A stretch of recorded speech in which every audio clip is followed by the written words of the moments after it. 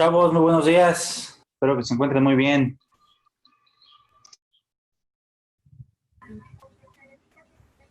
Vamos a esperar unos minutos en lo que entran todos sus compañeros y empezamos con la clase.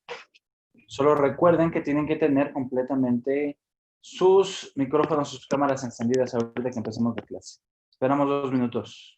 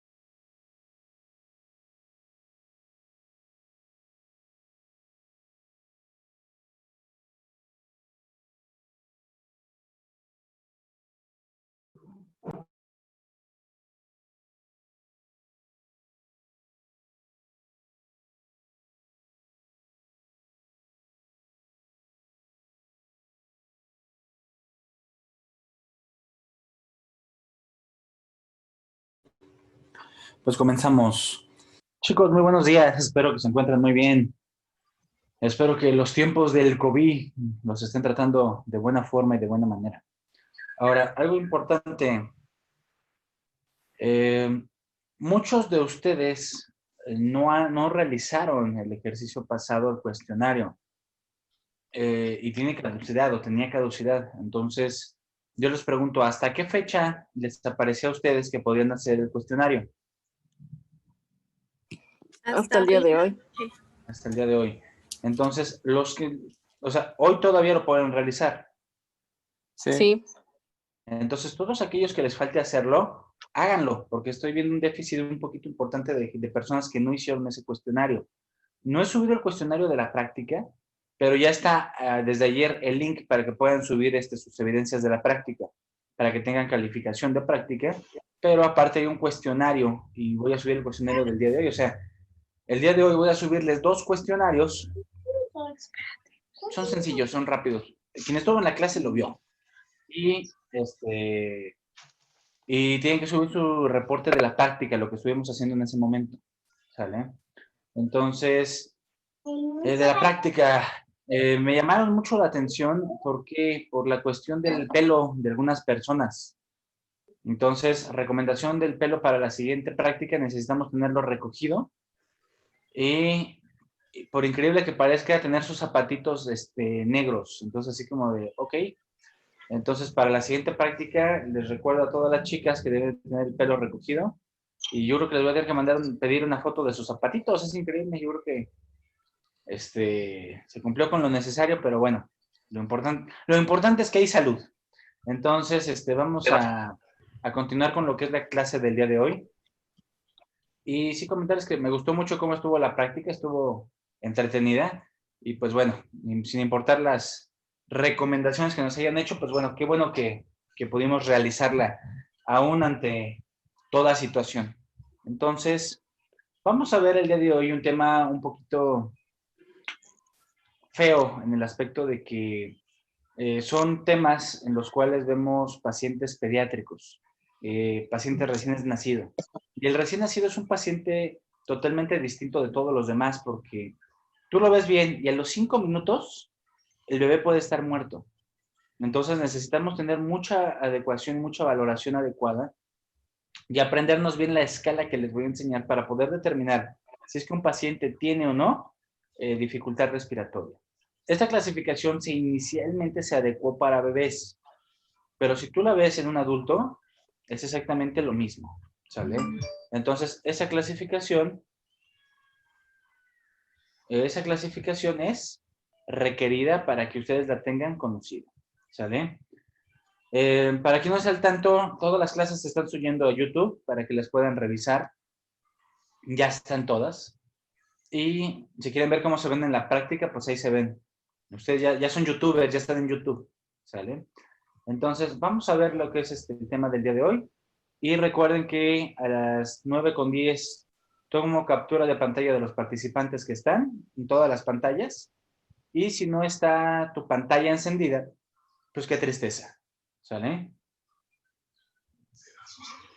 ¿Dónde estás? ¿Dónde estás? ¿Dónde estás?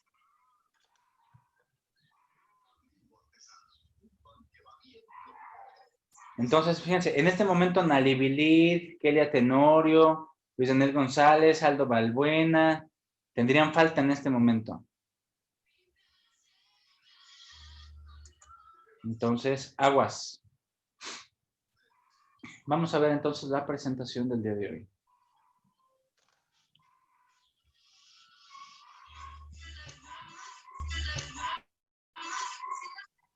El día de hoy tenemos que ver lo que son malformaciones del sistema respiratorio. Las malformaciones del sistema respiratorio realmente es un conjunto de patologías muy extenso, sumamente extenso, de los cuales realmente uno pensaría que es algo raro, pero realmente lo vemos muy frecuentemente, por desgracia. Pensamos que es algo que nunca vamos a ver y yo ya he visto como 3 por año. Entonces, es algo que desgraciadamente sí es muy común, pero sumamente común. Entonces, empezamos con esta situación y les pregunto, Keila, si eres de este mundo, manifiéstate.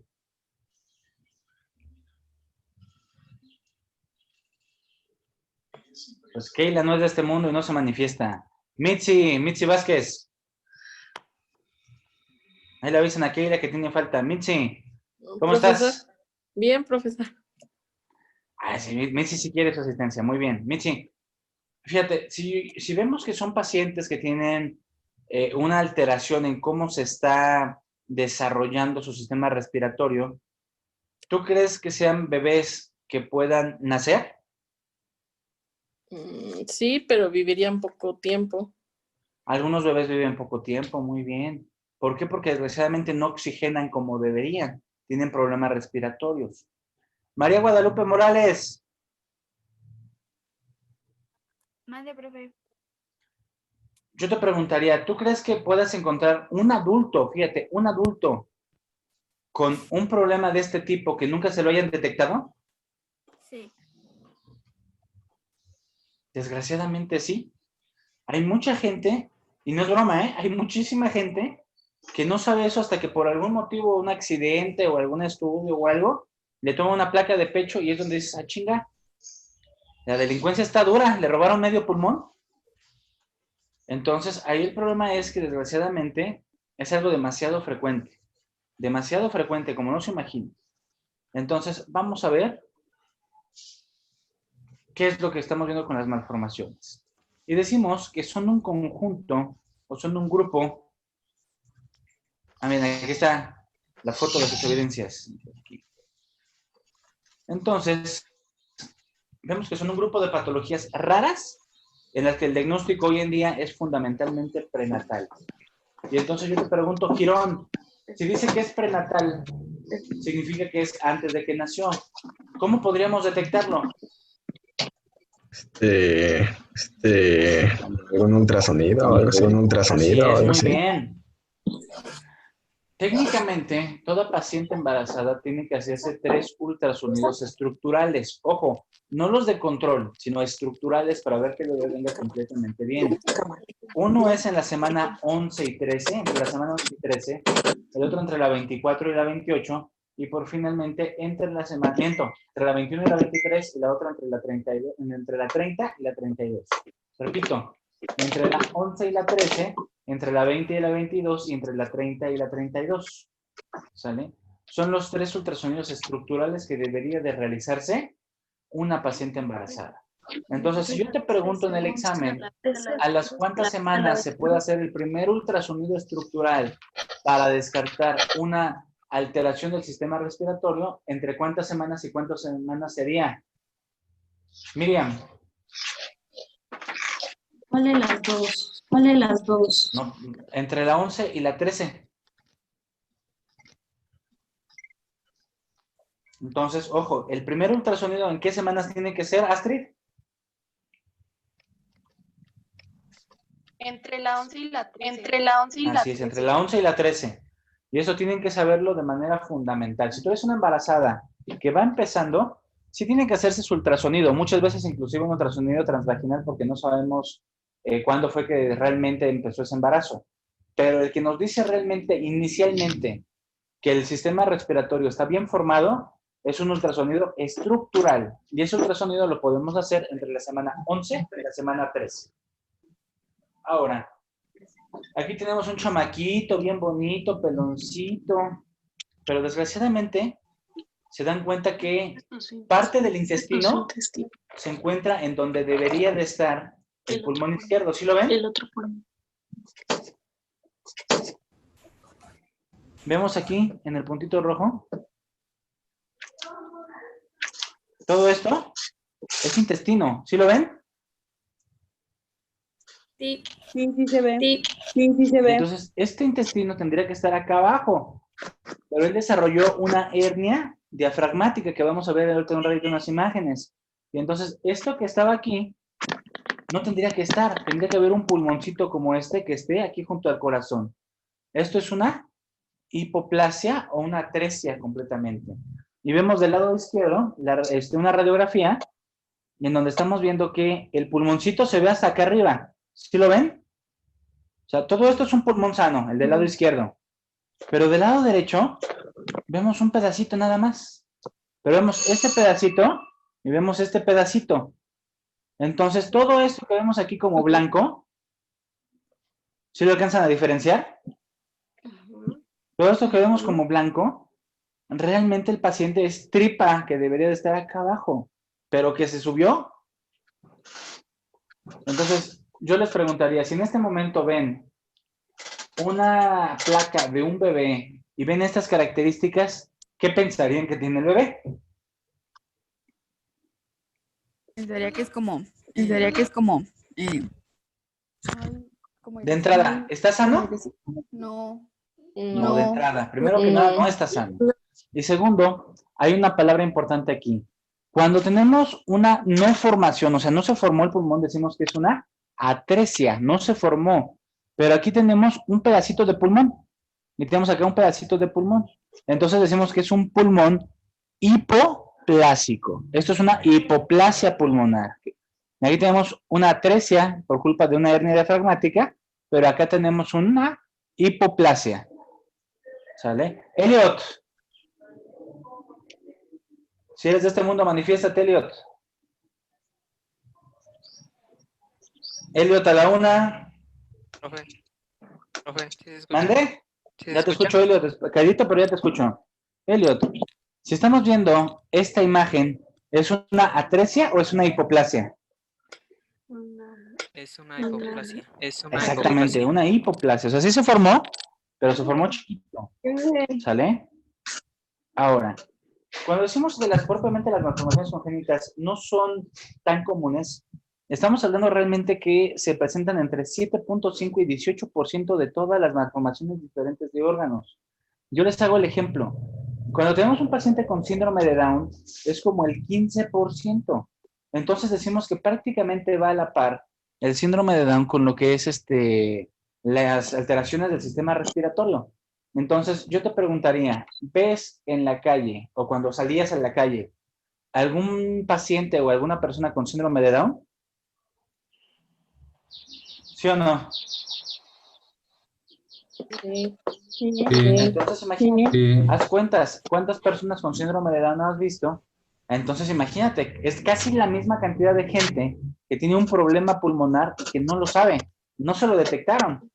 Y decimos que a pesar de que es una patología rara, tiene una incidencia de entre 30 y 42 casos por 100,000 habitantes. Yo te hago el ejemplo. Por cada 100,000 habitantes, asaltan a 20.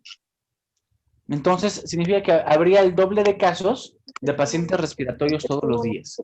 Entonces, es algo que es demasiado frecuente, más frecuente de lo que nosotros mismos quisiéramos que fuera. Ahora, ¿cómo se forma? Y esto quiero que lo noten porque esta sí es pregunta de examen. La patogenia de estas malformaciones todavía está por aclarar. No sabemos a día de hoy realmente cuál es el motivo. Si hay una alteración en la TBX4 o no hubo una adecuada ingesta de ácido retinoico, no lo sabemos. O inclusive alteraciones genéticas, ¿sale? ¿Por qué le pasó? No, pues es que se casaron entre primos, ¿no? Pues pasa, sobre todo si son de Monterrey. Entonces, desgraciadamente, no lo sabemos. ¿Qué es lo que sí sabemos? Que hay 4 causas que pueden manifestarse. La primera, defectos en la separación y la diferenciación del intestino primitivo. O sea, ¿se acuerdan que veíamos que el intestino se iba dividiendo y de ahí surgía el árbol respiratorio? Si una de las partes no se divide como debería, vamos a ver que entre entre el día 24 y 36 de la gestación, o sea, entre la 4ª y la 6ª semana, vamos a estar viendo que no hay una adecuada formación del aparato respiratorio. Esa es la primera teoría. La segunda, por una obstrucción durante la gestación en algún punto de la vía respiratoria.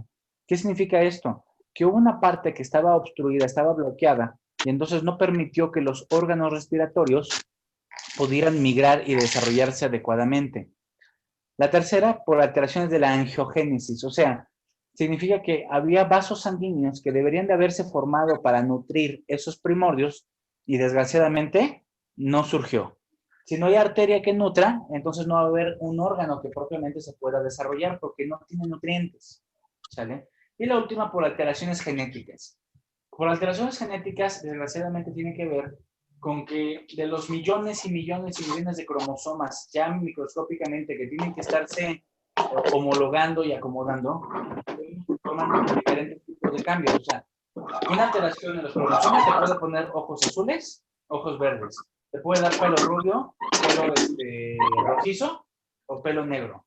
Pero este tipo de alteraciones también puede provocar que tus pulmones, desgraciadamente, no se desarrollen de manera adecuada.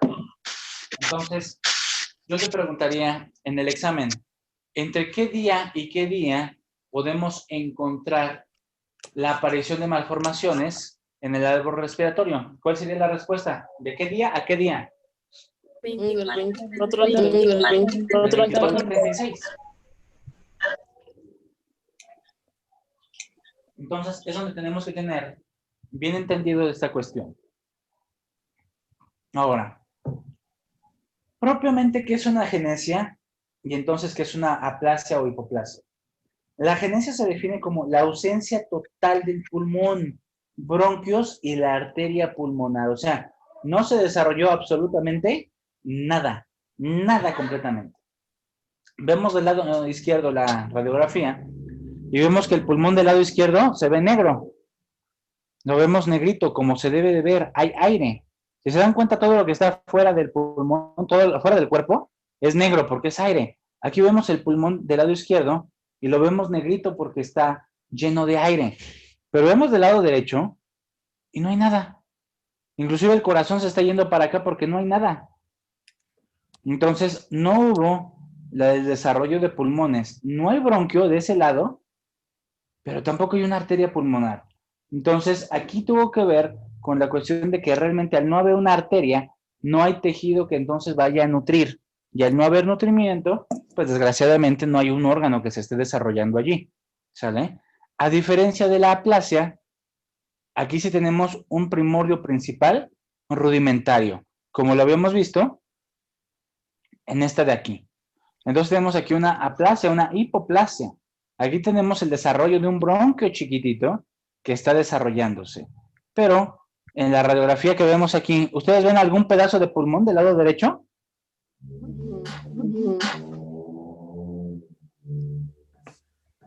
¿Ustedes lo ven? No. Vayan. ¿Cuál es la diferencia entonces entre una aplasia y entre una atresia? Una sí tiene como el desarrollo de un pulmón y la otra es como ausente, ¿no? Brian, te salvaron el pellejo, muy bien. ¿Sale? Ahora, Alan Hernández, ¿entre qué día y qué día dijimos que se podía generar ese tipo de malformaciones? ¿Entre qué días? 24. Entre el día 24 y 36. Exactamente, muy bien. Alejandra, una pregunta. Cuando hablamos de angiogénesis, hablamos de cuestiones arteriales.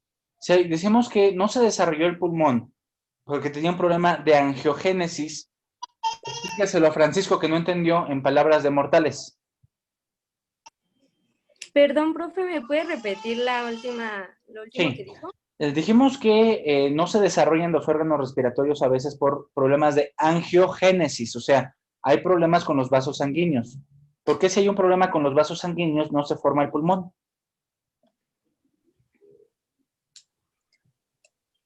Pues porque al ya no formarse los vasos sanguíneos, pues el pulmón en sí ya no se termina como de pues formar a causa de esa, ¿cómo se podría decir? Pues la malformación patológica que ya existe, ¿no? Sí, no, nutriente, exactamente. ¿Sale? Andrés, ¿cómo estás?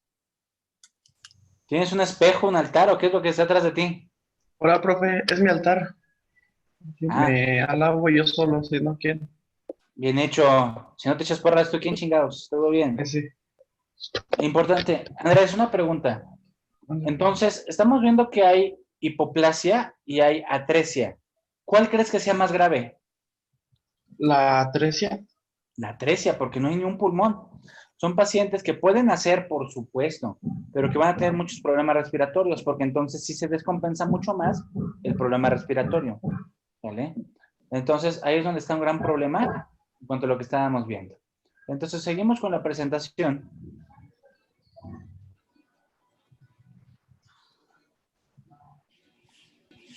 Y entonces, aquí vemos algo bien importante. Puede ser unilateral o bilateral esa cuestión de la hipoplasia. Pero imagínense que sea una hipoplasia bilateral. ¿Ustedes creen que el paciente realmente pueda respirar? Aquí No, mismo profe. lo... Si es bilateral, prácticamente es incompatible con la vida. O sea, imagínense que este pulmoncito también fuera el mismo pulmoncito de este lado. Sería tan poco oxígeno que el paciente realmente no puede respirar, no podría manejar una buena oxigenación. Entonces, aquí algo bien importante, es sin predominio de género ni predilección por otro pulmón. O sea, puede ser tanto de un lado como del otro. Y no hay una diferencia entre si es un varón o es una niña. No hay diferencia. ¿Sale? Ahora sí, como decíamos, el origen de esta malformación realmente es desconocida. Hay quien dice que tiene que ver con problemas con infecciones virales o infecciones por parásitos. ¿Quién de aquí tiene gatos? Levante la mano. Yo. ¿Datos? Gato. ¿Tiene qué, profe? Gatos. ¿Quién tiene michis? A ver. ¿Nadie Yo, tiene profe. michis? Miriam, ¿tienes michis? Entonces, aquí viene la cuestión. Hay una cosa que se llama toxoplasmosis. Y cuando hablamos de toxoplasmosis, hablamos que la paciente embarazada se puede infectar. Y entonces al infectarse, contagia al producto. Y al contagiar al producto, entonces desgraciadamente, vemos que una de las malformaciones que puede tener o que hemos detectado es el problema respiratorio por culpa de la toxoplasmosis en gatos. Otro ejemplo de cosa que puede provocar, lo que está estudiado que lo puede provocar, es el sarampión o la varicela. ¿Ustedes sabían que la varicela puede matar al bebé? Por eso es que cuando tú tienes un niño que tiene varicela, jamás se lo debes de acercar a una paciente embarazada, ¿sale? Le puede provocar una hipoplasia pulmonar, ¿sale? Entonces, yo te preguntaría, ¿dónde estás? Yasmín, cariño, imagínate que tienes un sobrinito que tiene varicela, ¿sale? Y tú estás embarazada y te acabas de dar cuenta que estás embarazada. ¿Tú crees que tu sobrinito que quieres mucho, es tu príncipe, es tu rey, te puede contaminar y puede afectar a tu bebé? ¿Qué harías?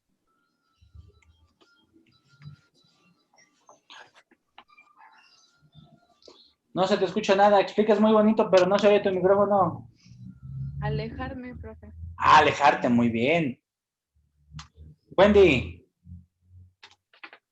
Mande. Imagínate, misma situación. Estás embarazada, te acabas de dar cuenta y tienes un sobrino que está con varicela, pero aquí viene un problema. Tienes un hijo chiquito también y también se está contagiando ya de varicela. ¿qué haces? Pues igual intentaría alejarme, ¿no? Porque Le dices, ¡shoo! a mi hijo, sí. Para eso va a tener papá, me imagino. Eso, chihuahuas. Dice, para eso está el papá, muy bien dicho. Y pasa en muchas ocasiones, créanme. Me ha tocado ver muchos pacientes embarazados y dicen, es que ¿cómo lo voy a sacar de aquí si es mi chiquito? Pues sí, pero tú ya en su momento hiciste lo necesario para que ese bebé estuviera bien. El nuevo bebé necesita también atención, ¿estamos de acuerdo? ¿Sale? Muy bien, Wendy, sí, para eso está el papá, bien dicho. ¿Sale? Entonces, ahora, si estamos hablando aparte de eso, hay otro tipo de causas también que se han estudiado para este tipo de malformaciones, aparte de las cuestiones infecciosas. Tenemos aquí los factores genéticos y déficit de vitamina A. ¿Dónde encontramos la vitamina A? Girón, ¿dónde encontramos la vitamina A? ¿Dónde encontramos?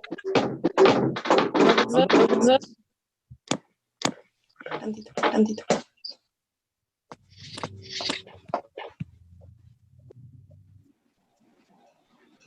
¿Alguien sabe dónde encontramos la vitamina A?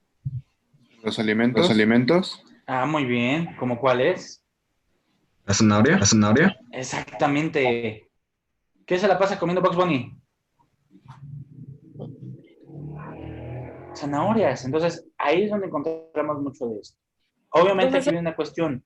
No coman tantas zanahorias estando embarazadas. Hay personas que son adictas a la zanahoria. No es broma. Son adictas a la zanahoria y son adictas a los carotenos. Los carotenos son los que le dan ese colorcito como naranja. Entonces la paciente se pone naranja y los bebés a veces nacen pelirrojos por el exceso de pigmento de caroteno.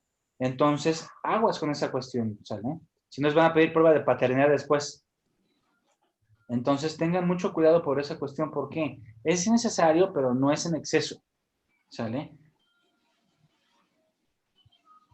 Entonces, ya vimos esas causas, y entonces decimos que la mitad de los casos se asocia con otras malformaciones congénitas. O sea, no es únicamente el problema pulmonar por el que se tienen que preocupar.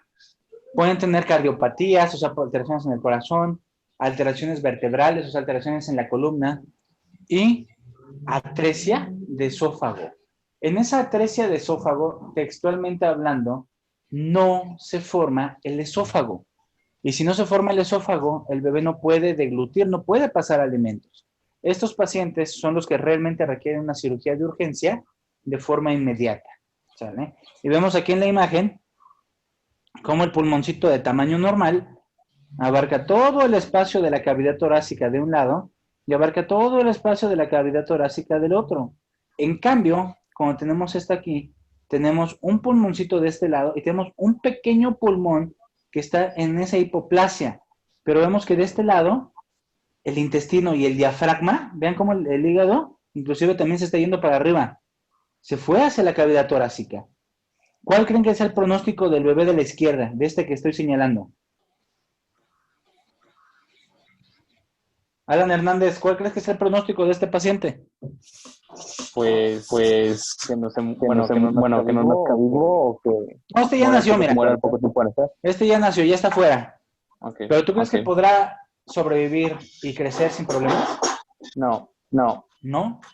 Porque tenemos una mala oxigenación. Si hay una mala oxigenación, pues entonces el bebé no va a crecer. ¿Sale? Ahora, como decíamos, el diagnóstico prenatal se hará mediante ecografía y una ecografía Doppler. ¿Cuál es la diferencia? En la ecografía normal únicamente vemos las estructuras. Donde vemos el Doppler es para ver la cuestión de la circulación del bebé. Y ponemos el Doppler en esa zona pulmonar y tenemos que ver cómo se pinta el arbolito respiratorio de que está realmente circulando sangre hacia los pulmones. Pero si no lo estamos viendo, oh desgracia, vamos a ver ese desplazamiento del mediastino y entonces va a haber una elevación de lo que es los elementos de la cavidad abdominal hacia la cavidad torácica. Y la clínica puede variar desde un paciente asintomático, completamente asintomático. Vemos aquí un ultrasonido del lado izquierdo, vemos aquí su columnita, vemos parte de las costillitas, su piel, pero vemos esta imagen. Vemos esta imagen aquí mismo. ¿Se ve la luz roja? Sí, profe. Sí, sí. Y vemos aquí, este recuadro que vemos aquí, el cuadrito amarillo, es lo que le llamamos el Doppler. Y vemos que se prenden donde está circulando la sangre. Pero vemos que esto no se está pintando. El problema aquí es que entonces esta parte, desgraciadamente, no está desarrollando un tejido sano. Esto es tripa, esto es tripa, esto es tripa, esto es tripa. Entonces el pulmón no se desarrolló como debería. Y desgraciadamente lo que tenemos aquí es una hipoplasia. Y vemos aquí de esta parte, más fácil. Tutum. Ay, se desaparece. Aquí está. Vemos esto de acá es el corazón. Vemos aquí esto, que es el pulmón de un lado. Y vemos aquí el pulmón de este lado, pero vemos esta mancha. ¿Sí se alcanza a ver la diferencia entre el tejido de una cosa y el tejido de la otra? Entonces aquí todo esto es tripa que se subió y que realmente debería estar en el tejido abdominal. Tendría que estar acá con todo esto, pero lo vemos aquí en el tórax. Y le ponemos Doppler y se ve así. Entonces esto nos marca la pauta para decir que el paciente va a tener problemas pulmonares. Esta es una resonancia magnética de un bebé que ya nació. Si se dan cuenta, vemos de este lado todo el árbol respiratorio bien bonito, del lado izquierdo del paciente. Y vemos de este lado que solamente una pequeña porción realmente desarrolló pulmón. Todo lo que está aquí tiene que ver con lo negrito que vemos acá, que es esto es líquido que vemos en esta parte, porque al final de cuentas hay asas intestinales, todo esto que va subiendo desde acá. Entonces, Miriam Hernández, si tuvieras esta resonancia, ¿tú dirías que es un paciente sano? ¿Está sano este paciente?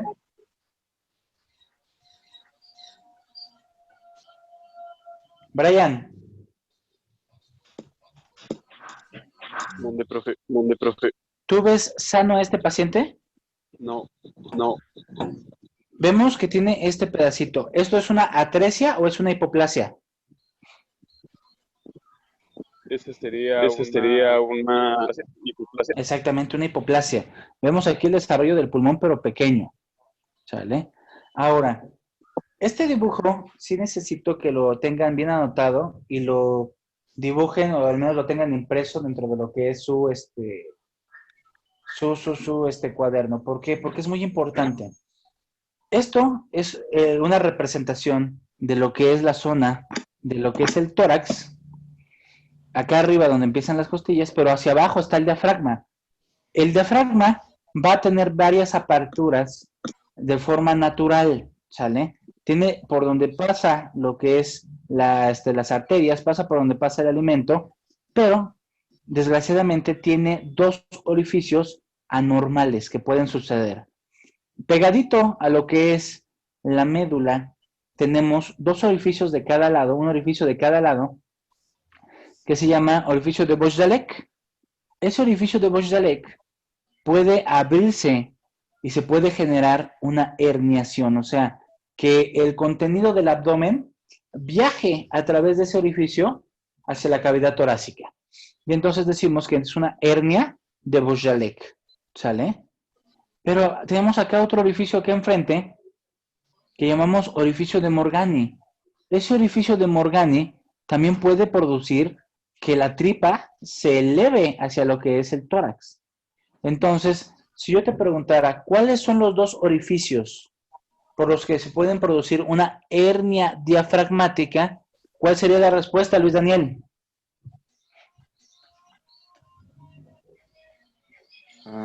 Repite la pregunta, por favor.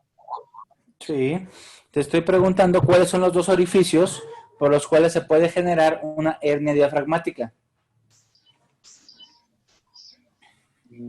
Los de Dalek. Sí, los de Bosch-Dalek. ¿Y cuál más? ¿Y el Morgani? Exactamente. ¿Vale? Te salvó el dibujito, Luis Daniel.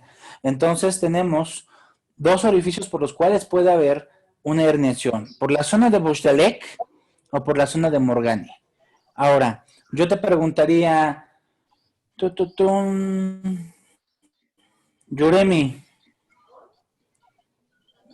Yureni, si eres de este mundo, manifiéstate. Mande, profe. Mande, profe. Tenemos acá el de Morgani y tenemos aquí el de Bushlalek. ¿Cuál crees que sea el más común que se genere?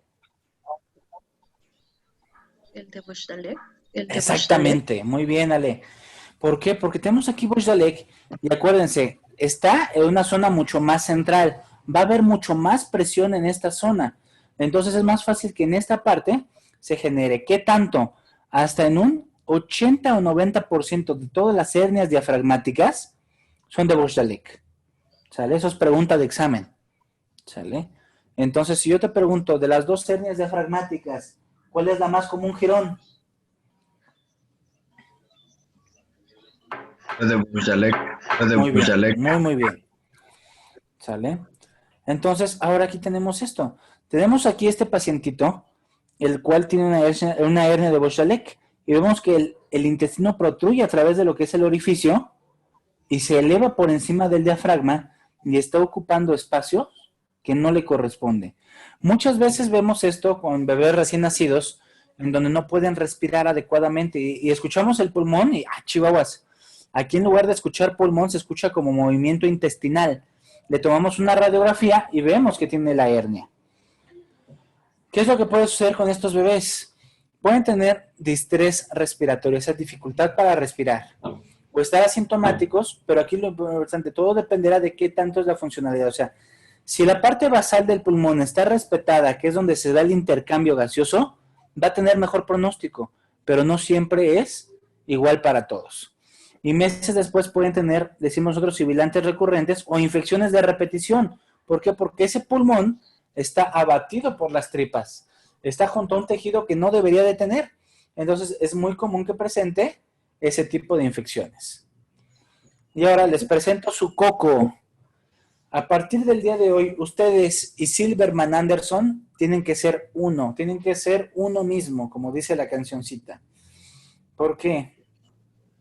Porque esta clasificación la vamos a estar ocupando y les voy a poner hasta casos clínicos en el examen. Y les voy a poner muchos casos clínicos. ¿Por qué? Esta clasificación nos va a servir tanto en adultos como en niños para poder definir si realmente tiene o no dificultad respiratoria. Ojo, no insuficiencia respiratoria y dificultad respiratoria, no es lo mismo, ¿sale?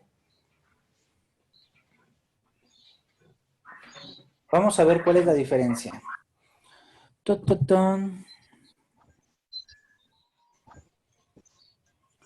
Tenemos dos palabras importantes aquí, ¿sale? Si ven que aquí hay una cama y hay un espejo, se los juro que no es un hotel, les estoy transmitiendo desde la clínica.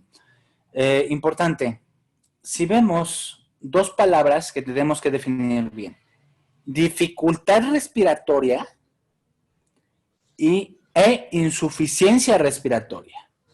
Son las dos palabras que tenemos que definir, son diferentes.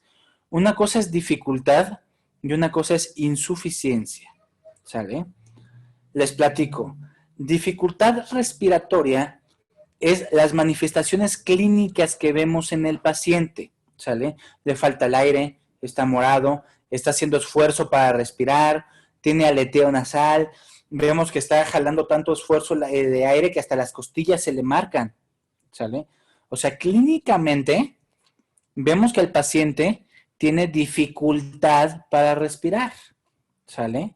Es lo clínico, lo que vemos, lo que apreciamos, dificultad respiratoria, ¿sale?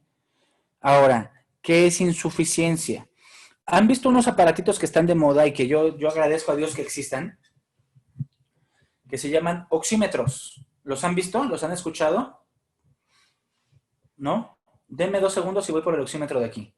¿Sale? No se me vayan.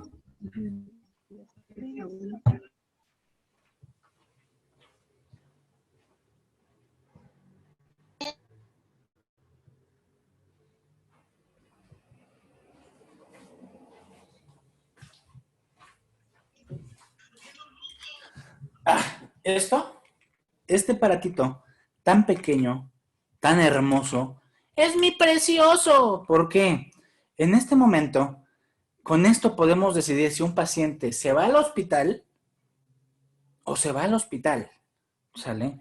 Este aparatito nos dice cuánta cantidad de oxígeno hay en la sangre Y lo ideal es que siempre sea cercano al 100%. Lo ideal es que esté por arriba del 95%. ¿Sale? Aquí estamos manejando una política muy cerrada porque sí está bien cañón lo del bicho. Entonces, aquí todo paciente que tiene menos de 90 es directo al hospital porque ya está empezando con problemas. ¿Sale? ¿Qué es lo que hacemos? Este aparatito, que parece que es un Pac-Man negrito, ¿sale? Ponemos aquí y entonces encendemos. Y entonces empieza a buscar, empieza a buscar, empieza a buscar, empieza a buscar, hasta al revés, ¿sale? Empieza a buscar, ¿sale?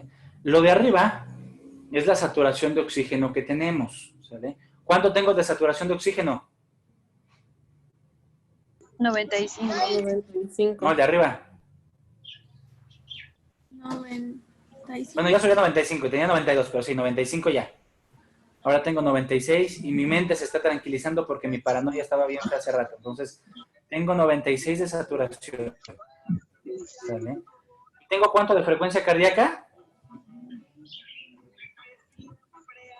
96. Arriba de 90. ¿Sale? Tú dirás, ay, el doctor tiene taquicardia. Sí, de manera natural yo siempre ando como entre 95 y 105. ¿Sale? Pero yo ya tuve 3 infartos, entonces mi corazón sí está un poquito diferente al de ustedes, ¿sale? Pero ¿qué es lo importante? Que la saturación está en 97, ¿sale? Si este aparatito, ojo, marcara por debajo de 85, repito, marcara por debajo de 85, son los pacientes que ameritan oxígeno suplementario en casa. Son los pacientes que se tienen que poner sus mascarillas para estar en casa o para moverse, porque oxigenan muy poco. Si está abajo de 85, amerita oxígeno suplementario. ¿Sale? Uy, ya llegaste a 98, soy feliz. Soy feliz, muy feliz. Haz de cuenta que me acabas de dar una cajita feliz y salían los muñecos de Pokémon, 98%. ¿Sale? Y, importante, si el paciente tiene por debajo de 70, varía dependiendo de la guía clínica que revisen, por debajo de 70, ese paciente requiere estar intubado inmediatamente. Es tan poco el oxígeno que llega al cerebro que se puede desmayar, le da un paro cardiorrespiratorio y se murió. Entonces, si yo te pregunto en el examen, ¿debajo de qué saturación hay que intubar a un paciente? ¿Cuál sería el rango? Francisco, ¿a partir de cuánto intubas a un paciente entonces? Bajo de 70%. Abajo del 70%, ¿sale? Tuvimos una paciente aquí que llegó en la madrugada. No es broma lo que les voy a platicar, es neta. La vio un doctor el día viernes en la tarde y saturaba al 94, ¿sale? Al 94% estaba bien. Y venía por un dolor de estómago. Recuerden, por un dolor de estómago. Vino el lunes, le dolía mucho la cabeza, pero seguía con el mismo dolor de estómago. Le pusieron un suero, le hidrataron en su casa y ya. Llega en la madrugada del día martes para amanecer miércoles, 2, 3 de la mañana, y llega morada, violácea, los labios morados completamente, la piel como de muerto, faltándole el aire. Le ponemos el oxímetro y marcaba 46. Alison, ¿estaba oxigenando bien la paciente?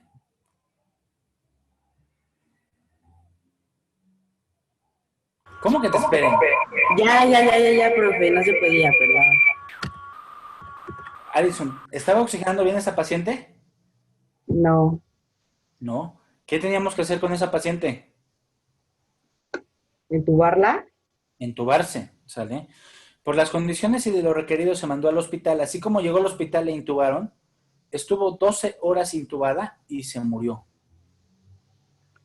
¿Por qué creen que se murió? ¿Por asfixia?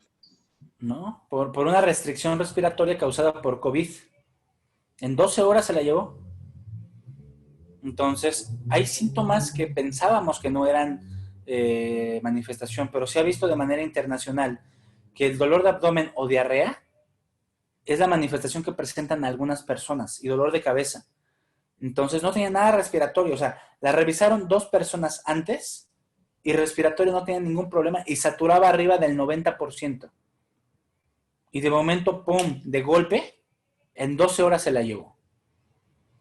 Entonces, yo les preguntaría, ¿es algo importante tener este tipo de aparatitos? Porque imagínate, yo pude haber dicho, no, pues es que a lo mejor nada más tiene un broncoespasmo, tiene algo sencillito y le interno. Realmente no hubiera existido ninguna diferencia. Entonces, si yo te pregunto, ¿con qué aparato podemos definir el grado de insuficiencia respiratoria? Insuficiencia, ¿cuál sería la respuesta? Oxímetro. Oiga, profe, Oxímetro, muy bien. que existiera el oxímetro, ¿qué usaban? La clínica, y utilizábamos la clasificación de Silverman, ¿sale? Que les vamos a explicar ahorita. Ok, gracias. Si no, el oxímetro tiene poquito, tiene como 20 años, entonces realmente es muy nuevo, ¿sale? Aquí lo importante es que tenemos que ver entonces la clasificación de Silverman, y se la tienen que aprender, pero de pie a pa, la van a ocupar toda la vida. Imagínate que en tu consultorio no tienes un oxímetro, porque te lo juro que antes esos bichos eran baratísimos. Yo llegué a comprar, no es broma, hasta en 200 pesos, 250 pesos. Ahorita tú buscas en Amazon y estos no los encuentras en menos de 1,500, 1,600 pesos. Son carísimos ya, ¿sale? Y no saben cómo me arrepiento porque vendí todos. O sea, los vendí como en 500 pesos, así como de ¡ah! Entonces, lo ideal es que si tienen oportunidad, todos tuvieran uno de estos. Es importante, ¿sale? Ya es como un estetoscopio o un baumanómetro, porque es necesario en estos casos, ¿sale? Entonces, hay de colores. Si te gusta el rosita, pues te pones uno rosita, uno fuchsia, que combine con tus pestañas, ¿sale? Aquí lo importante es que lo tengas a la mano, ¿sale? Entonces, vamos a ver la clasificación de Silverman, porque esta clasificación de Silverman nos va a decir qué tanta cuestión respiratoria tiene. Y aquí, ojo, y quiero que lo entiendan bien claramente. Dice aquí, sin dificultad respiratoria, tiene un puntaje de 0. O sea, aquí entre menos puntos tengas, es mejor. Si tienes 0 puntos, significa que el paciente está sano, respira bien. ¿Por qué? Porque todos los puntos que vamos a ver realmente es porque el paciente tiene un problema respiratorio, ¿sale? Primero que nada, tenemos que ver cuáles son los 5 puntos que evalúa la escala de Silverman-Anderson. Disociación tóraco-abdominal, o sea, empieza a respirar de manera sincronizada, completamente se varía en la inspiración o se ve visible directamente cómo por su parte respira lo que es el tórax y hace movimientos con el abdomen, ¿sale? Aquí, regreso para acá. Tenemos el tórax aquí y tenemos el niño acá. Y entonces, ¿qué sucede? Está jalando tanto aire, pero tanto esfuerzo que el tórax se mueve por un lado, pero trata de usar el abdomen como bomba para tratar de jalar más aire. Entonces, hace esto. O sea, está haciendo una alteración de los movimientos que tendrían que ser homólogos y sincronizados a esto. Esa alteración se llama disociación tóraco-abdominal, ¿sale? Disociación tóraco-abdominal. Le pongo la presentación para que vean cómo se escribe. Es disociación tóraco-abdominal, ¿sale? Esto es la disociación tóraco-abdominal, ¿sale? Si vemos entonces los movimientos que son sincronizados, pues es un grado 0, está respirando como debe. Si solamente cuando jala aire hay una pequeña modificación, es un grado 1. Pero si ya lo vemos completamente que varía uno y otro independientemente de uno del otro, siempre está visible. Y entonces lo manejamos como un grado 2. ¿Sale? Entonces, regreso para acá. Y Nalibilit. Si vemos que el paciente está respirando de forma coordinada, o sea, sincronizada, ¿cuántos puntos de Silverman le darías en ese momento? Está sincronizado. ¿Está respirando bien? Sincronizado, tanto el abdomen como el tórax. Pues 0 puntos, ¿no? Exactamente, 0 puntos. ¿Sale? Yureni, si ves que el paciente está respirando así, como si fuera una bomba completamente y no hay sincronía, ¿cuántos puntos le darías? Pues no sé, ¿qué sería como en grado 1 o 2? Un grado 2, ¿sale? Porque ya vemos que está haciendo los movimientos muy marcados, ¿sale?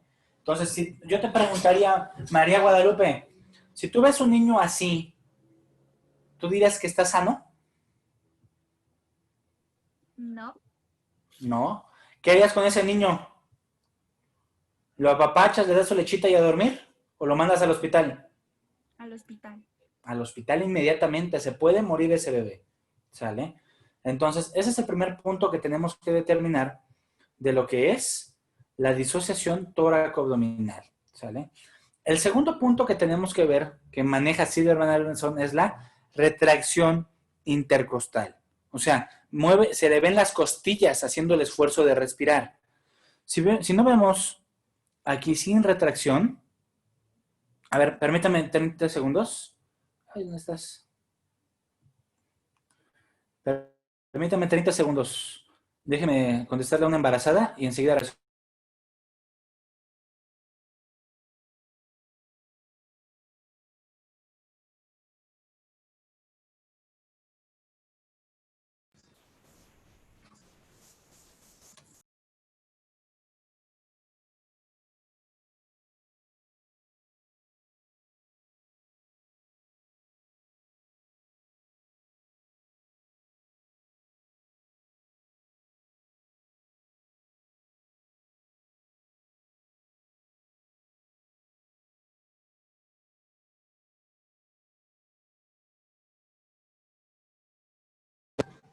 Ya, perdón, me van a traer una pacientita que ya empezó con dolores de trabajo de parto. Va a ver, chamaco.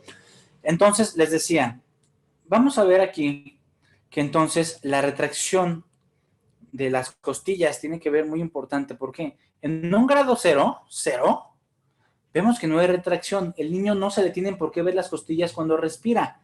Pero aquí empieza ya a ser un poquito visible. Pero acá le vemos las costillas que se abren y se cierran, pero fuerte, completamente fuerte. ¿Por qué? Porque realmente estás tratando de hacer tanto esfuerzo por respirar que las costillas hacen esto. Tratan de ampliar el espacio pulmonar, tratando de jalar más aire, ¿sale? Entonces yo veo que las costillas no se ven que hace movimientos respiratorios normales, sin broncas. Pero si vemos que las costillas se marcan, Andrés, ¿tú crees que esté sano ese paciente? Pues déjame que yo a veces sueño que regreso. No, profe. Bueno, según la imagen no está sano cuando se marcan las costillas. Fue el último, y en el del primero. Así es, si se están marcando las costillas, ese paciente ya no está sano. ¿Vale? ¿Sale? Ese paciente ya no está sano. ¿Sale? La siguiente cosa que tenemos que ver aquí, de la clasificación de Silverman, es qué tanto es la retracción subgifoidea, ¿sale? Tenemos propiamente el esternón, y tenemos el esternón aquí en medio, entre un pulmón derecho y el pulmón izquierdo, ¿sale? Oh, sorpresa, aquí empieza a ser visible, y acá está sumido, se sume cuando respira. Si se está sumiendo cuando respira, son 2 puntos.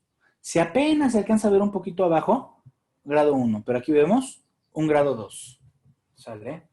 Entonces, eso es lo importante ahí, ¿sale? Tercero que tenemos que ver, cuarto, es el aleteo nasal. En el aleteo nasal vemos que no hay ningún tipo de aleteo cuando vemos el grado 0. Si vemos como que se mueve un poquito las alas nasales, sería un grado 1, pero si vemos que muy marcado, hasta mueve la nariz para tratar de respirar, es un grado 2. Y hace esto.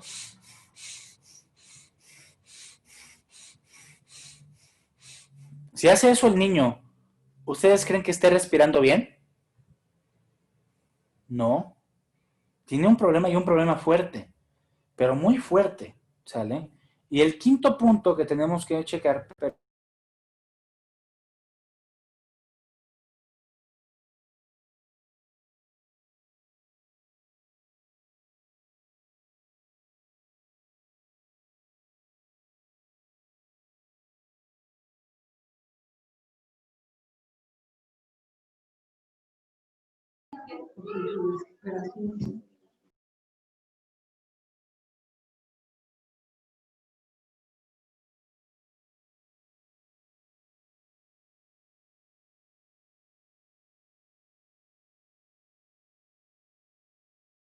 Entonces tenemos lo siguiente. El quinto punto que tenemos que checar de la clasificación de Silverman, a veces no le damos la importancia y es el más aparatoso de todos, el quejido. Decimos una frase, niño que se queja, niño que se aleja. ¿Qué significa eso? Que se está muriendo el paciente. Niño que se queja, niño que se aleja. Eso quédenselo bien marcado en su cabeza. Si el niño se está quejando y lo escuchamos, es audible al oído. Si tú estás caminando y escuchas que el bebé se está quejando para respirar, el niño se está yendo, se está alejando. Niño que se queja, niño que se aleja. Si solamente es por estetoscopio, o sea, tú lo revisas y el bebé se escucha ese pequeño quejido, se escucha el... Cuando está respirando, entonces decimos que el niño realmente tiene un problema respiratorio. ¿Sale? Entonces, yo les preguntaría, en este momento ustedes ya saben la clasificación de Silverman. ¿Sale? Si yo les pregunto de un paciente que tiene 0, ¿es un paciente que está bien o está muy mal porque tiene 0? Está bien. Está excelente porque tiene 0. ¿Sale? Entonces, ahora bien importante aquí. Vamos a ver cuáles son las conductas que tenemos que adoptar en base a esa clasificación. Si tenemos 1 a 3 puntos, decimos que es una dificultad respiratoria leve, apenas empieza con el problema. De 4 a 6, tiene una dificultad respiratoria moderada, ¿sale? Moderada. Pero si vemos 7 o 10 puntos, la dificultad es severa. El paciente en cualquier momento le puede dar un paro cardiorrespiratorio, se le para el corazón, ¿sale? Entonces, si yo te preguntara, Yasmín Cariño, un paciente que saliera, que tú lo revisas y tú dices, es que este niño está mal, yo lo veo raro, lo veo extraño, y lo revisas y tiene 2 puntos, ¿es leve, moderado o severo?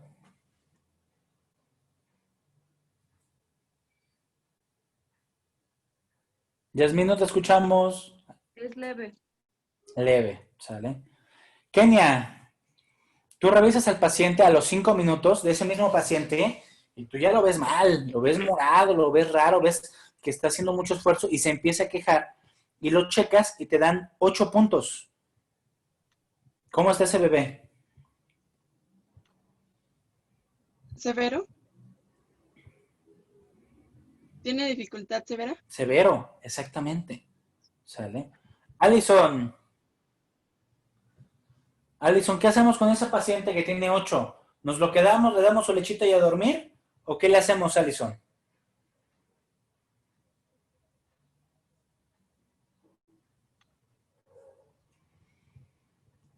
Alison. Ya, perdón. Pues ya se ¿Qué le hacemos empieza con a ese dar paciente? Tiene tratamiento, 8. ¿no? Pues ya se le empieza a dar tratamiento porque lo mencionaba, ya es un puntaje de 8 y es algo severo. ¿Le das tratamiento? ¿Te lo quedas tú? Pues es que si ya es algo severo, ¿no lo intuba? Sí, lo tienes que mandar al hospital. ¿Tú lo vas a intubar? No, lo manda al hospital. Ah, yo dije, ay, salió bien valiente, quiere intubar a un bebé. Si intubaran adultos, un desmadre, un bebé. Le dicen, no, bro. Imagínense, sus vías respiratorias son tan pequeñas que son como alfileres, puntas de la cabeza de un alfiler. Y a veces poder meter el broncoscopio es una bronca que en serio, a veces hasta ni los neonatólogos, que son 2 años más después de pediatría, lo logran hacer. O sea, sí es un problema, ¿sale? Entonces, si tienes un paciente que empieza con datos de dificultad respiratoria, mándalo al hospital, porque de aquí a lo que llega, va a llegar todavía más grave. Entonces, si tú te esperas a que esté muy grave, a lo mejor se muere en el camino, ¿sale? Entonces, lo ideal es que inmediatamente se cheque esa cuestión, ¿sale? Entonces, vemos lo siguiente. Vamos a ver que ya manejaron ustedes entonces la clasificación de Silverman-Anderson. Entonces, ya les voy a poder poner casos clínicos en sus ejercicios para poder saber que ustedes lo estén checando. Ahora, cuando hablamos entonces de la atresia, vemos que se debe a una obstrucción propiamente una atresia bronquial. O sea, no es una atresia pulmonar, sino nada más no se formó una parte de ese pulmón. Y entonces aquí se trata de una anomalía del desarrollo de un bronquio, puede ser lobar, o segmentario o subsegmentario, en la que se produce una obliteración del mismo. O sea, se tapa, se obstruye esa situación. Y consecuentemente una hiperdistensión alveolar con disminución de los vasos. O sea, esa parte no va a tener una circulación adecuada y por ende no va a haber intercambio de oxígeno en esa zona. Ahora, cuando tenemos esta atresia, a veces no la vemos. O sea, vemos partes nada más que están modificándose en el pulmón y que entonces vemos, este pulmón se ve sano y aquí vemos una zona que se empieza a poner diferente. Vemos una parte que no se está manejando y le hacemos una tomografía y vemos una acumulación de moco en ese bronquio que no está formándose. ¿Ven esa mancha blanca? Esa mancha blanca le llamamos broncocele. Y ese broncocele implica que aquí no hay oxígeno, hay puro moco. Esa parte no se desarrolló. ¿Sale? ¿Cómo vamos a ver al paciente? Que le está faltando al aire, tiene mala oxigenación, un pulmón se escucha diferente del otro. Y entonces tú escuchas un pulmón sano y el otro se oye diferente. ¿Sabe qué? Hay que hacerle una tomografía porque este pulmón no se escucha como debería. Y le haces esto y aparece un broncocele. ¿Qué significa? Que tiene una atresia bronquial. Una parte de ese bronquio no se formó. Y entonces va a estar acumulando moco en esa zona. ¿Sale? Entonces yo te pregunto en el examen, Jennifer, que en una tomografía se aprecia un broncocele, ¿qué problema crees que tenga el paciente si tiene un broncocele?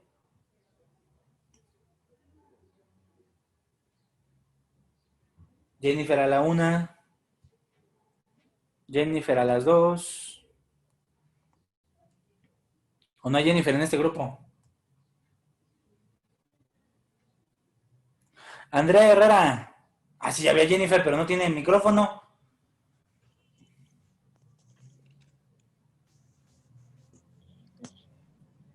Dile a Alison que te preste tantito de su micrófono, que no sea envidiosa.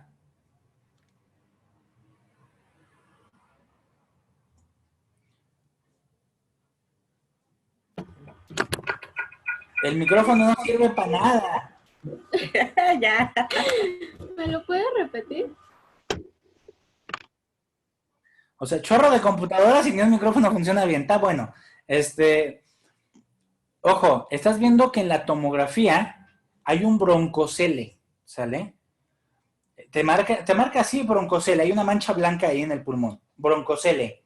¿Qué patología te imaginas que tiene el paciente si tiene un broncocele?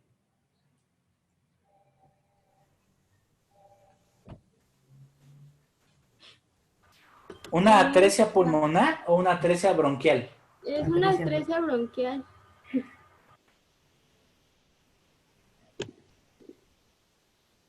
Exactamente, ¿sale? Muy bien, Jennifer. Después de 5 problemas técnicos después, muy bien. Perdón. ¿Vale? Entonces, ojo.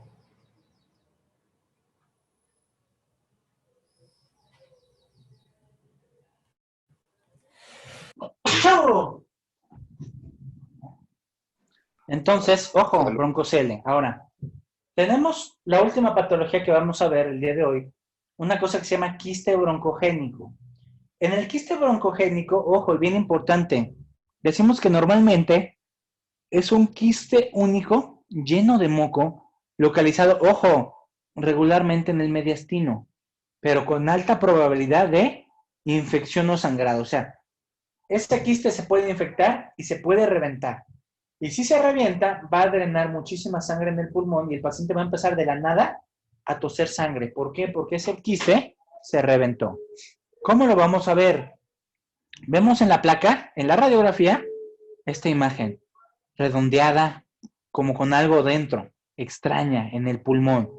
Y le tomamos una tomografía y vemos esto redondeado que por dentro tiene líquido, ¿sale? Esto, todo esto que vemos aquí, es exactamente esta imagen que vemos acá, solamente en la tomografía. Pero esto tenemos que drenarlo, tenemos que limpiarlo antes de que reviente y empiece a mandar toda la pus por el tórax o se llene de sangre, ¿sale? Es una masa quística, aquí la vemos aquí, miren, una masa quística generalmente única, pero ojo, se desarrolla entre los días 26 y 40 de la gestación. Repito, entre la 26 y 40 de la gestación. Entonces, Luis Daniel, si yo te pregunto en el examen, malformación que se genera entre los días 26 y 40 de la gestación, ¿cuál sería tu respuesta, Luis Daniel? Una masa quística. Una masa ¿Cómo quística. se llama? Un quiste broncogénico. Un quiste broncogénico. Así es, un quiste bronquiogénico o quiste bronquial. Entonces, ojo, es un quiste broncogénico lo que vemos ahí. Aquí lo vemos más hermoso. Y aquí está muy grande. Tenemos el corazón, tenemos aquí los pulmones. Y chihuahuas, todo esto es un quiste. Todo esto es quiste. Elliot, si vemos que todo esto es un quiste, ¿tendrá un buen pronóstico el paciente? No, profe. No, profe. Elliot.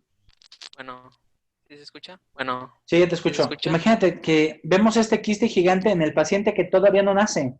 Este quiste está gigante. ¿Tú crees que tenga buen pronóstico ese bebé? No. ¿Qué pasaría si lo hacemos nacer por parto? Se muere, ¿no?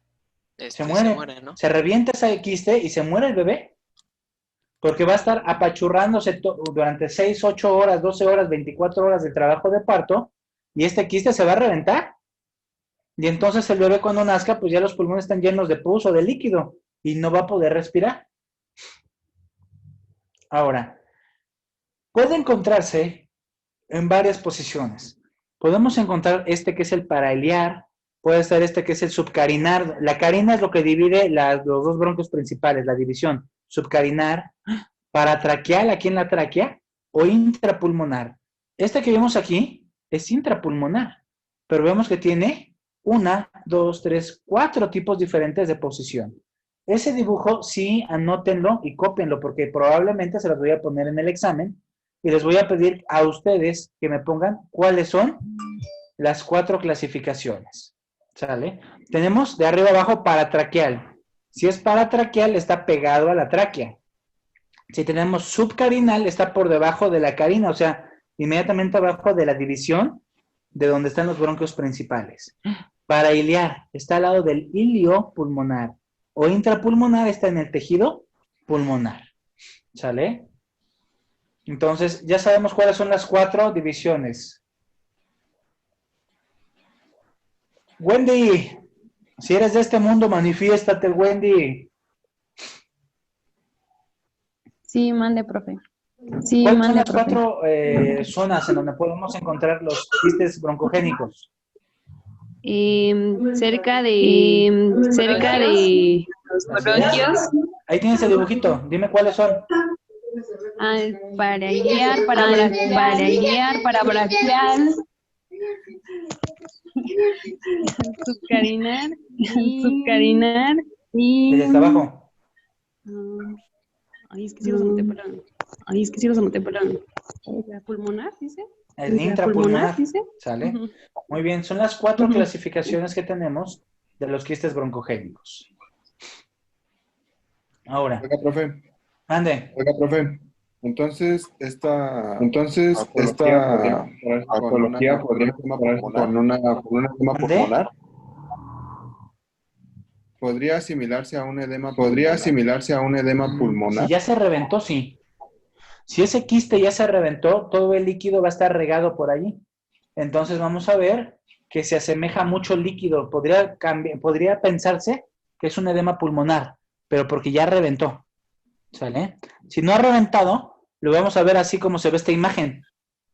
El líquido está exactamente encapsulado. Aquí sería parailiar. ¿Ya quedó respuesta a esa pregunta? Sí, profe.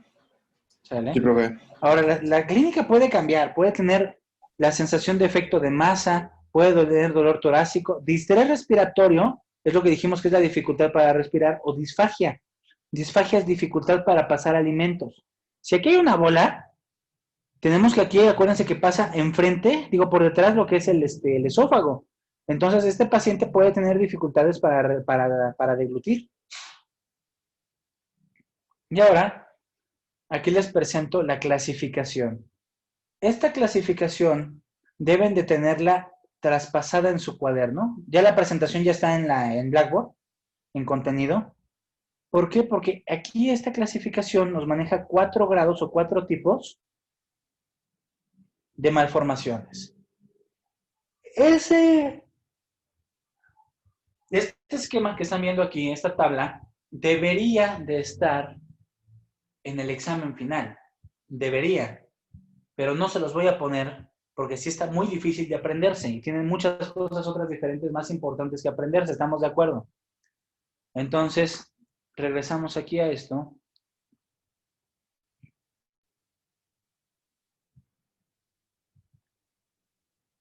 Yo te pregunto, Tere Valdés, ¿quieres que esa tabla venga en el examen final? Tere Valdés, si eres de este mundo, manifiéstate. Paola Mande, Flores. profe. Tere, ¿quieres que esté en el examen Mande. final esa tabla? Ah, pues. Sí.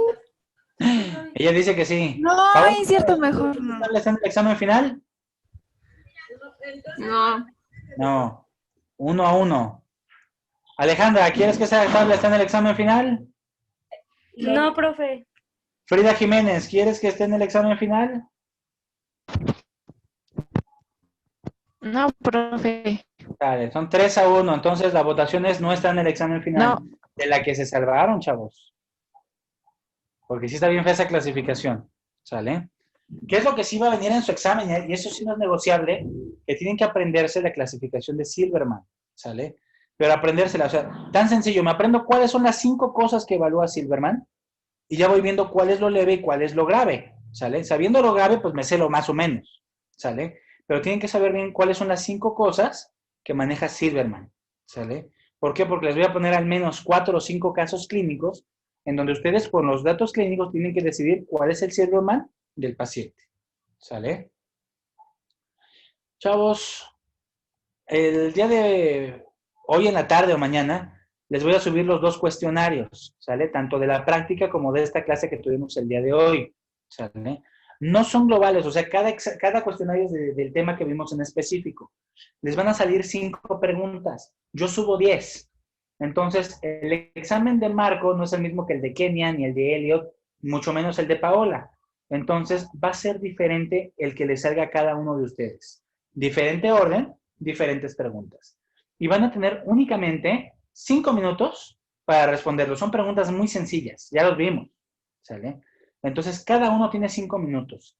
Si se les pasan los 5 minutos, la máquina solamente va a poner las respuestas que tenían guardadas. Guarden sus respuestas conforme van respondiendo, ¿sale? Entonces, si tengo 5 minutos, me apuro. No tengo chance de leer mis apuntes. Tiene que ser lo que yo ya sé, ¿sale? Son preguntas fáciles para el que estuvo en la clase. Entonces, importantísimo, necesito que tengan adecuadamente las respuestas en su cabeza, ¿sale? Ya respondimos ahorita durante la clase. Entonces, voy a subir esos 2 cuestionarios que son parte de su calificación y ya está disponible, ya me mandaron prácticas incluso, para que suban las evidencias de la práctica, ¿sale? Necesito que me suban las fotos de lo que estuvieron dibujando y la foto de lo que estuvieron oliendo. Y en la foto de lo que estuvieron oliendo, la descripción de lo que íbamos diciendo, cómo huele, si es dulce, si es salado, si es amargo, si es picante, si me da felicidad, si me da tristeza, ¿sale? Entonces, es importante para su calificación, ¿sale? Hay algunos que no han respuesto el primer cuestionario, tienen hasta hoy, si no mal recuerdo, entonces deben de responderlo. Estos cuestionarios que les voy a poner tienen fecha límite del día martes. Entonces tienen viernes, sábado, domingo, lunes y martes para responderlos, ¿sale? Para que no tengan tanto estrés de que son 2 o 3 días nada más, ¿sale? Del tema que vimos el día de hoy, ¿hay alguna duda, alguna pregunta? No, profe. Sale. Entonces, les agradezco su Profe, yo atención. sí tengo una duda. ¿Quién eres? Wendy, mande. Para la última que vimos, que fue el quiste broncogénico, ¿las causas son las mismas que vimos al inicio? Sí, desgraciadamente sí. Sobre todo cuando tenemos el quiste, si es por una cuestión genética, va a tender a que sea puro líquido. Pero si es por una cuestión infecciosa, regularmente se abscesan. Y el problema es que hacen nacer al bebé por parto porque no lo detectan. Y ya cuando ven, tiene sepsis pulmonar. Son bebés que tienen mal pronóstico. Ok, gracias. No, ¿de qué? Sale. Entonces, si no hay más preguntas, espero que tengan un fin de semana lleno de felicidad, de éxito. Si pueden salir, no salgan. Sean héroes abajo de sus camas. Y les mando un enorme abrazo y muchas bendiciones. Cuídense mucho y que el manto de San Domínguez los proteja en los tiempos del COVID. Cuídense mucho. Gracias, profe. Igual. Adiós, profe. Hasta luego. Adiós, profe.